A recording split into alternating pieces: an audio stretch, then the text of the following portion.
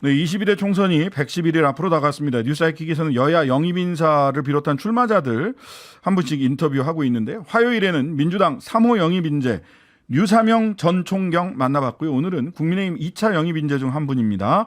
김금혁 전 보훈부 정책보좌관 스튜디오로 모셨습니다. 안녕하세요. 안녕하세요. 네. 자, 먼저 청취자분들에게 본인 소개 먼저 좀 해주시죠. 예. 네, 안녕하세요. 저는 전 국가보훈부 장관정책보좌관 김금혁이라고 합니다. 평양에서 온 탈북민이고요. 91년생 32살 청년입니다. 네. 자, 이번에 2차 국민의힘 영입 인재로 발탁이 되셨는데 언제 한국에 들어오신? 2012년 3월에 들어왔습니다. 네. 보니까 저도 이렇게 쭉 살펴보니까 김일성 종합대학 김대라고 그쪽에서 부르던데. 네, 맞습니다. 김일성이라는 이름을 다 못 부르시고 네. 제가 평양에를 2번 정도 교류 때문에 갔다 왔거든요. 김대 출신이시고 평양시 출신이고 거기도 엘리트들이 모여 사는 동네 자체가 그런데 엘리트 중에 엘리트였던데 탈북 동기가 어떻게 되십니까? 제가 그 김일성 종합대학교에서 1학년을 마치고 2학년 때 중국 베이징으로 유학을 나갔었거든요. 네네. 유학을 하던 도중에 북한 체제에 대한 여러 가지 뭐 허상이나 혹은 환상 같은 게 깨지고 또 많은 배신감 같은 게 좀 들어서요. 네. 그 함께 유학 나왔던 친구들끼리 뭐라도 좀 바꿔보자, 상황을 좀 바꿔보자 이런 생각을 가지고 책 읽는 모임을 만들었었습니다. 네. 그래서 그 책 읽는 모임에서 주로 읽었던 책들이 뭐 플라톤의 국가론이나 뭐 이런 좀 민주주의라든가 혹은 우리가 다른 서방 세계의 어떤 기본적인 개념을 이해할 수 있는 그런 책들을 돌려가면서 읽고 또 그 2011년 12월에 김정일 그 전 국방위원장이 이제 사망을 했죠. 그 사망한 이후에 저희끼리 모여서 좀 파티를 했었거든요. 그러니까 저희는 김정일 당시 뭐 뒤에 호칭은 붙이지 않겠습니다. 김정일에 대한 어떤 상당히 큰 반감을 가지고 있었기 때문에 북한을 이 지경으로 만든 사람이 바로 김정일이 그 장본인이다라는 생각이 있었기 때문에 그 사람이 죽었을 때 드디어 독재가 끝나는구나라는 생각에 축하 파티를 했다가 이제 여기서부터 조금 문제가 생겨서 북한 보위부로부터 좀 추적을 받고 급하게 탈출을 했습니다. 그러면 북쪽에 계신 그 가족들하고는 뭐 이렇게 연락을 하거나 할 수 있는 시간적인 여유가 없으셨겠네요. 네. 그때 이후로 가족들과는 연락을 거의 못 하고 있습니다. 네네. 아이고 마음 아픈 그 질문을 해드려서 죄송하고요. 괜찮습니다. 자, 국민의힘에서 우리 그 김금혁 전 보훈부 정책보좌관, 박민식 보훈부 장관 때 그럼 정책보좌관을 하셨던 건가요? 예, 그렇습니다. 예. 영입한 이유는 뭘까요? 뭐 사실 저를 영입한 이유에 대해서는 박민식 장관님께 물어보시는 게 더 정확한 이유를 알 것 같은데요. 박민식 장관님이 이렇게 추천을 하신 거예요? 네, 그렇습니다. 그 국민의힘의 인재 영입으로 영입된 거예요. 그거는 이철규 인재영입 위원장님한테 직접 전화를 받았고요. 그리고 받은 이유에 대해서는 저는 뭐 제가 감히 추측하기로는 이제 저희 세대가 아무래도 MZ 세대가 통일에 대한 문제에 있어서 좀 많이 좀 부정적인 반응을 보이고 있지 않습니까? 뭐 통일부 조사에 따르면 벌써 거의 과반이 넘는 사람들이 통일에 부정적인 반응을 보이고 있는데 이런 부분에 있어서 우리가 젊은 세대를 어떻게 통일에 조금 설득을 시킬 것인가에 대한 부분에서 윗세대가 젊은 세대한테 통일에 대해서 백날 얘기하는 것보다는 좀 같은 세대의 어떤 저 같은 사람들이 통일에 대해서 좀 진지하게 고민하고 더 토론하는 자리를 넓혀나가면 조금 더 공감대가 확산되지 않을까 뭐 그런 차원이 아니었을까라고 저는 추측을 합니다. 예, 통일에 대해서 MZ 세대들이 통일을 부정적으로 생각하는 게 아니라 좀 긍정적으로 생각을 하도록 만들겠다라고 하는 본인의 의지가 있는 것 같은데요. 근데요, 지금 국민의힘에서 또는 최근에 윤석열 대통령께서 하시는 걸 보면 과거에 뭐 비핵개방 3천이라든지 또는 뭐 담대한 구상이죠. 담대한 구상 이런 걸 보면 뭐랄까 이게 논리적 근거가 북한 붕괴론에 입각하고 있는 게 아닌가라고 이제 따박따박 찾아 들어가 보면 이런 생각 이렇게 분석하는 분들이 꽤 있어요. 그러니까 지금 우리 김금혁 님이 생각하는 통일의 경로는 어떤 겁니까? 굉장히 좋은 질문이라는 생각이 듭니다. 통일이라는 것이 결국은 방법론의 문제 아니겠습니까? 설득을 하는 데 있어서 어떤 방법으로 통일을 할 것인가에 대해서 많은 국민적 공감대를 얻어가면 그것이 정답이 되는 과정일 텐데요.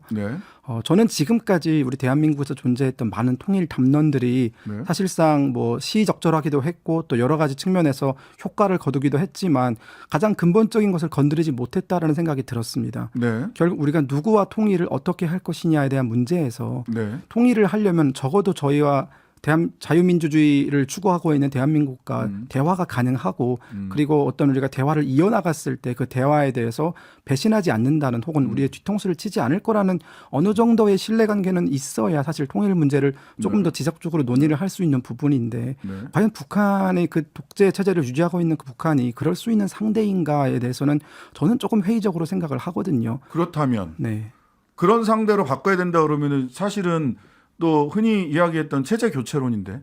체제 교체론은 사실상 조금 급진적인 논리이고요. 네. 저희는 꾸준하게 북한을 상대로도 설득을 할 수 있다고 생각을 합니다. 설득을 할 수 있다. 네, 그러니까 북한이 당장 지금 뭐 대한민국과 같은 자유민주 체제로 나와라라고 얘기하면 북한이 당연히 거부 반응을 보이겠죠. 네. 하지만 그보다는 조금씩 너희가 지금 유지하고 있는 독재 체제가 결코 너희의 그 체제를 유지시킬 수 없을 뿐더러 북한 주민들의 삶을 더 가난하게 만들 수밖에 없다라는 점을 좀 설득을 시킬 필요가 있을 것 같습니다. 그러면은 그렇게 설득을 하려면 그 현재 체제의 권력을 가지고 있는 그 네. 뭐 하나의 국가라고 한다면 국가를 상대로 하는 게 아니라 네. 국민들을 상대로 해서 당신들 스스로 네. 체제를 한번 바꿔봐라. 네. 당신들 힘으로. 네.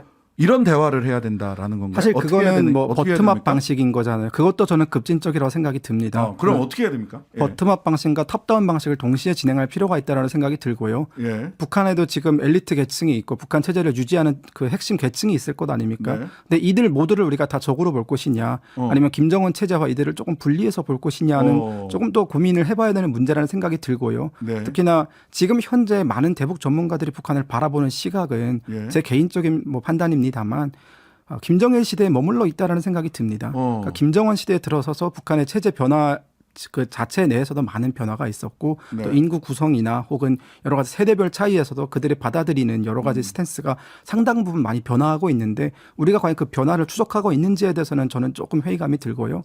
그렇기 때문에 현재 북한을 구성하고 있는 계층을 우리가 다시 한번 좀 분석을 해보고 엘리트 계층을 우리가 분석할 때 우리한테 조금 유리하게 돌아설 수 있는 계층이 누구인지에 대해서도 조금은 이제는 폭넓은 연구가 필요하다는 생각이 듭니다. 알겠습니다. 자, 탈북자 원래도 정치에 꿈이 있으셨어요? 예, 그렇습니다. 탈북 전에도? 예, 그렇습니다.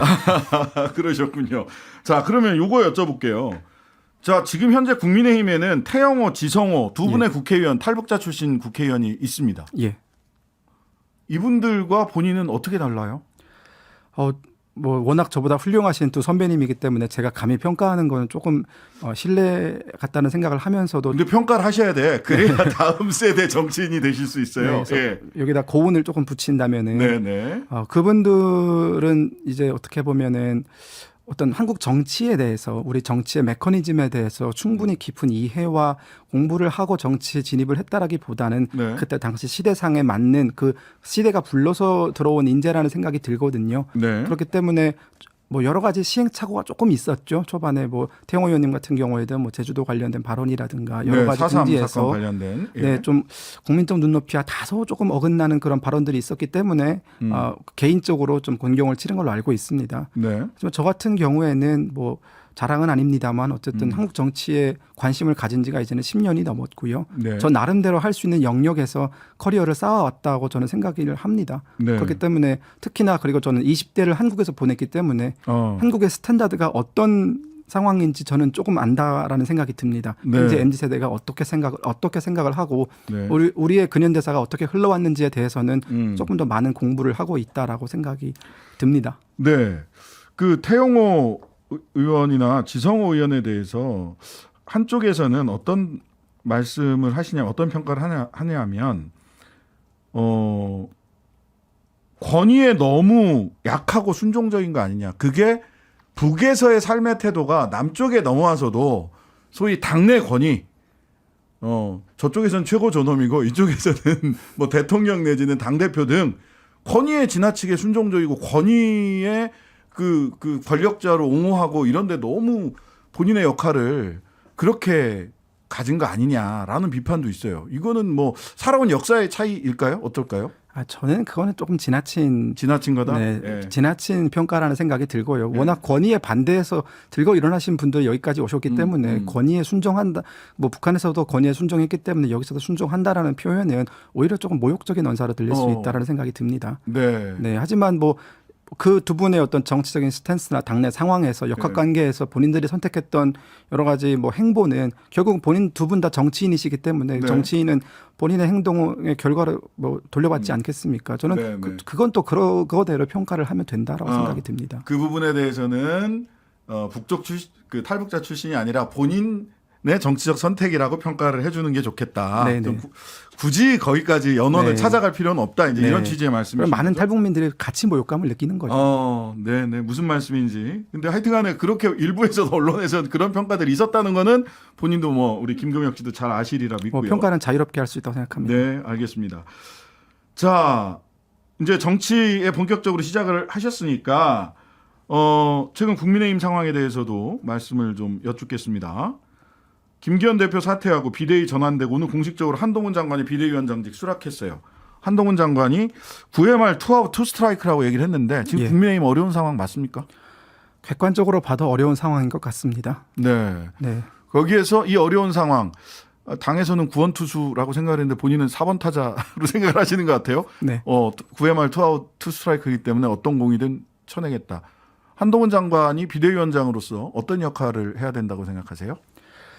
말 그대로 비대위원장 아니십니까? 비대위라는 것은 결국은 비정상적인 상황에서 꾸려지는 위원회라는 뜻인데 그런 비정상적인 상황에서는 기존의 어떤 타성에 젖어 있는 사람들보다는 조금 새로운 사람이 등장을 해서 새로운 시각으로 또 새로운 어떤 스탠스로 이 현재 상황을 깨트릴 수 있다라고 저는 기대를 하고 있습니다. 그런 측면에서 한동훈 장관은 정치에 처음 입문하신 분이고 또 법무부 장관으로서 보여주신 여러 가지 어떤 스탠스라든가 혹은 뭐 그 법무부 장관 그 본연의 역할을 우리가 쭉 돌아봤을 때에는 충분히 이런 어려운 상황에서 당을 제대로 이끌 그런 능력을 가진 적임자다라는 생각을 합니다. 자, 본인이 보수 정당인 국민의힘에서 인재 영입이 됐습니다.